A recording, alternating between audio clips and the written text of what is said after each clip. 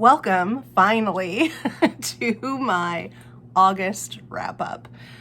It has taken me longer to do this wrap-up than I think it's ever taken me to do a wrap-up before. There are many reasons why. We don't need to go into them. Just know that hopefully I'll be back on track as September progresses. I mean, one of the reasons I think that I wasn't compelled to do my August wrap-up was because August actually ended up being kind of a lackluster reading month for me. There were books that I enjoyed. Well, let's just dive in with favorites. So normally I share 5 favorites, and often that means I share 6 or 7 favorite reads of the month. This month I'm going to share 5 favorites. And I really did enjoy both of these. They're definitely, maybe even one of them is going to be on my favorite reads of the year video at the end of the year. For the most part, August just didn't bring it for me this year. So let's see what 2 of my favorite reads were. First, I'm gonna share this one. This was kind of a surprise that I enjoyed it so much. This is Silence for the Dead by Simone St. James. And this is just your run-of-the-mill haunted asylum story. There's a nurse, there's a woman who shows up at an asylum for veterans of World War I who are going through some things. Now, remember, PTSD hasn't been a thing yet. It exists, but it has been identified. And a lot of the soldiers that are in this asylum are suffering from the effects of PTSD. But it's seen as a mental illness at the time, like just mental illness that they must have had before going to war, not as a direct result of the war. But there are other things going on in this asylum. There are ghosts. And if you've read any Simone St. James, you know that these aren't thrillers, these are actual ghost stories. And as the story unfolds, just that signature Simone St. James attention to detail and plot, characterization, character building, and setting as an actual character in the in the book itself, all plays into the success of this story. I couldn't put it down. I read it in one afternoon. It was that good, and super creepy, but not to the point where I didn't want, where I wanted to look away. So just the right balance at the right time with a really, really heartfelt story and mysteries that kept me guessing. So this was a favorite read of the month. And then my other favorite read of the month definitely is going to be a favorite read of the year as well. And that is Wildwood by Colin Meloy, illustrated by Carson Ellis. And if you watched my September TBR video, I've already started gushing about this one in that video. I am currently reading the second in the series and not loving it at all. It feels like it's written by an entirely different person. Maybe it is, I don't know. But I mean, it doesn't say that it is. But this one is just so good. It's so good. It harkens to those feelings that you got when you were a child and you read Narnia for the first time, or for younger generations, or as an adult, you read Harry Potter for the first time. This book in the installment, in the 3-part trilogy, is special. It really is. The voice of the 2 different narrators is really, really well defined. The characters are really fun. The surprises, the twists, the turns, the sheer evil of the evil characters just all work together to create magic. And the gorgeousness of the illustrations. So there are, I think, 24 of these full color, full page illustrations, as well as just hundreds and hundreds of beautiful black and white ink sketches throughout that enhance your reading. I highly recommend this one. And while at the end you will be driven to want to pick up the next one in the series because it's so magical, this also is complete in and of itself. You can just read this one, which I'm still hopeful that the second one is going to pick it up. But at the moment, it's kind of boring. It doesn't feel like this one at all. So we'll see how that goes. At the end of my reading of all three of them, I may just be recommending this one for time immemorial, but hopefully, the second one just needs to get into its paces. So those are my 2 favorite reads of August, not 5. I did return to the game this month for the wrap up. So without further ado, let's dive into the things that came up on my various spinner wheels. First of all, I spun the wheel and I got True Crime Addict. That was associated with question number 22. Which 2 books were most alike that I read this month? My response to that is Fiona Davis's The Spectacular and Alan Brunnert's Honolulu. So both of these featured really strong female voices as the main character. Both of them jump around in time quite a bit, but both of them are telling a cohesive historical narrative. This Fiona Davis deviates quite a bit from her normal form. This is her brand new one, and I really did enjoy it. It wasn't a favorite read. I don't think it's not even my favorite Fiona Davis read, but it definitely wasn't a favorite read of the month. But it was enjoyable, and I do recommend it. I think I gave it 5 stars, actually. And in this one, you have one character in 2 different time periods. Normally with Fiona Davis, you have 2 characters in 2 different time periods whose lives intersect. But in this one, you have a character in the present and that same character in her backstory. There's also a big mystery going on, which is, of course, like Fiona Davis always does, set in New York, based around a building that is famous in New York, and based on true events or an amalgamation of several true events. I won't go into the mystery for this one, but I will tell you this book features the Rockettes, and it's super fun, very intriguing, very strong female voice. Honolulu was my book that was recommended to me for my 12 in 12 challenge. This one was recommended to me by my sister. I really enjoyed it. It's not a favorite read of the year. I think it was just a little too melancholy for me. So many sad things happen. It's such a fight, but I think it's historically correct for this character and for the time period and for the history that it's sharing. I think that the characterization is the star of this book. Yeah. So these 2 books were the most alike of the 2 books that I read in August. Recommend them both. They were both excellent. I spun the wheel again, and this time I got The Lion's Den, which I read early in the month, and the number associated with that was 26. And we've got Befriend, Clone, Erase. So in this prompt, I'm going to choose a book that features a character I would like to be friends with, a book that features a character I would wish there were more of in the world, and a book that features a character I wish I could just get rid of. So my responses to that are, I would befriend Amanda Owen, the Yorkshire Shepherdess.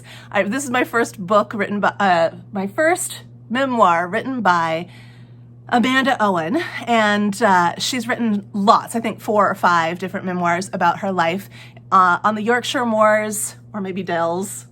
Do sheep live in dells? In Yorkshire.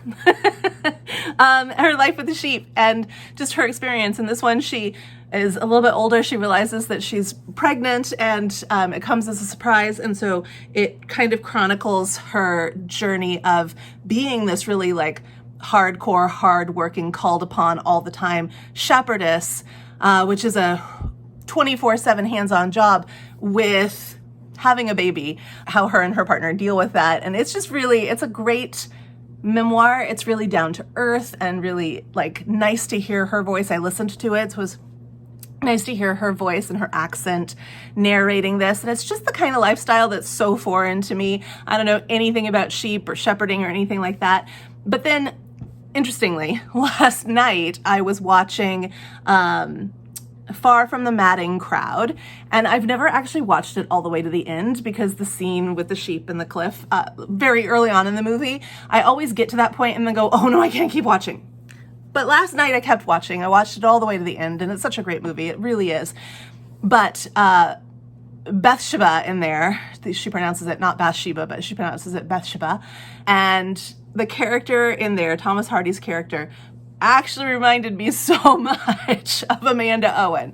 Not the crazy like three-way love thing that happens where she can't decide, but just the gumption and the grit and the humor and all of those things, and the commitment, the absolute and utter commitment to the success and the care of her sheep. So really loved that. Would totally befriend this woman. She's a real woman too. Hi, if you're watching, Amanda. And then who would I clone? I would clone Prue from Wildwood, the main character in Wildwood. Well, there are two, but the girl main character who's gone into the wood, into Wildwood in Portland, Oregon, to try to find and retrieve her baby brother who the crows have stolen. I want more Prue in the world. I love this character so much. Her voice is just perfect. And then what would I like to erase? I would like to erase every single character from the book Tripping Arcadia, which was a wild and great ride of a psychological thriller.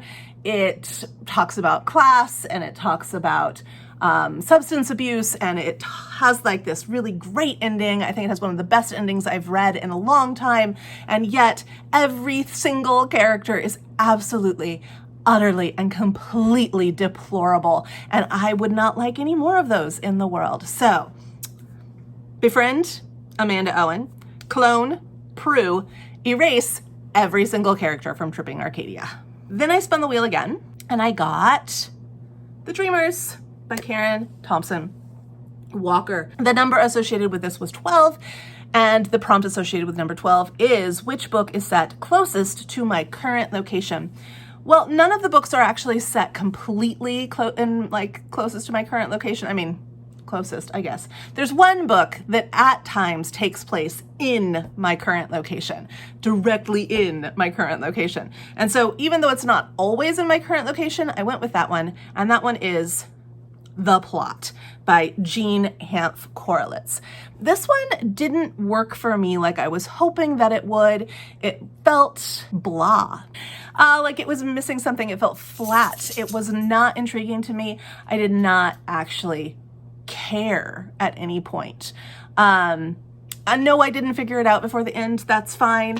I really thought that the book within the book chapters were distracting, and that the book within the book that's supposed to be like this greatest plot of all time was actually very flawed and awful. And it just didn't work for me. This book didn't work for me. When I posted my review on Instagram, Bookstagram, I did get some friends saying, oh, I loved this one.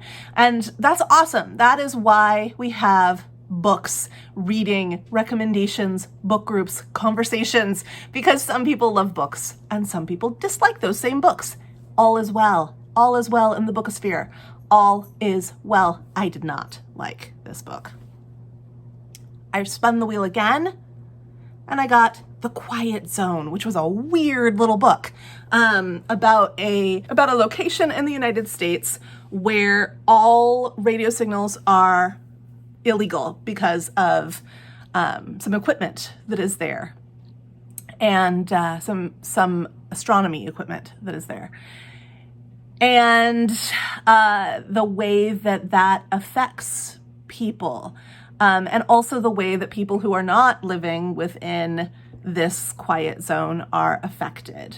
Yeah, anyway, it's an interesting nonfiction, part memoir, part investigative journalism, part philosophical treaty, I don't know. It's an interesting book that doesn't always quite complete its thoughts. So a little bit frustrating at times too. But the number associated with this one was number 42, and the prompt is fastest and slowest. So which books felt fastest to read and which felt slowest? And for that, I chose, for fastest, Silence for the Dead by Simone St. James, because literally this was the fastest. I read this in one afternoon without intending to. It read so quickly and was so wonderful of an experience. And then slowest, although I really enjoyed this and it almost made it on my favorite reads of the month stack. It almost made my stack 3 instead of 2.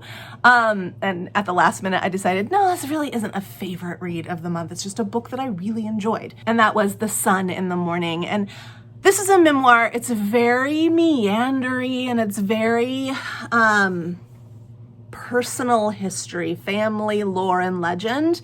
I love it. I love getting that insight and going into her world. I love MMK. She's written some of my favorite historical fiction. Also, it was really slow. Really, really slow.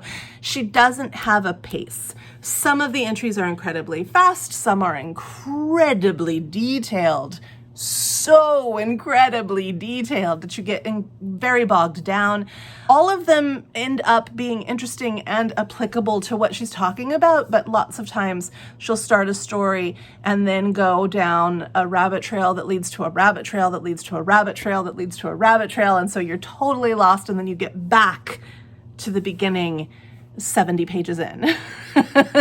So it's that kind of book, and I like it, but it's not the kind of thing that you can read very quickly. So, slowest book. Then I spun the wheel again. I got Delicious by Ruth Reichl, which I'm actually still reading here in September. I haven't quite finished it yet. I was hopeful that I would when I put it on my grid, but I haven't, and that's okay. The number associated with that book was number 32, and the prompt is, which book had the best ending? I picked 2 of them. Tripping Arcadia, which I've already hinted at, had a really great ending. It really, really does. I didn't know that I enjoyed it as much as I did until I'd walked away from the book a little bit and had to think about it before I wrote my review. And then I realized, actually, that was an incredibly satisfying ending, and I loved the way that she did it. It is such a dark, heavy, awful book. Like, the things that happen in it are awful, that the ending is oddly hopeful, has a sense of justice to it that at first feels a little contrived, a lot contrived. But as you walk away from the book, I felt like it was the lightning that I needed, not the lightning, but the lightning that I needed from that story. So I think it was the perfect way to end that book. And then Wildwood. Wildwood has such a great ending. It's so, I want to tell you everything about Wildwood. And I also want you to have the experience that I had of knowing next to nothing going into it and just letting it be what it is. But I'll just keep saying over and over for the rest of my life, have you read Wildwood? Have you read it? Have you read Wildwood? Because you need to. I spun the wheel again, and this time I got Our Good Friend the Plot. And the number associated with that was 33. And the prompt is, what's a book you didn't get to? Will you unhaul it or read it next month?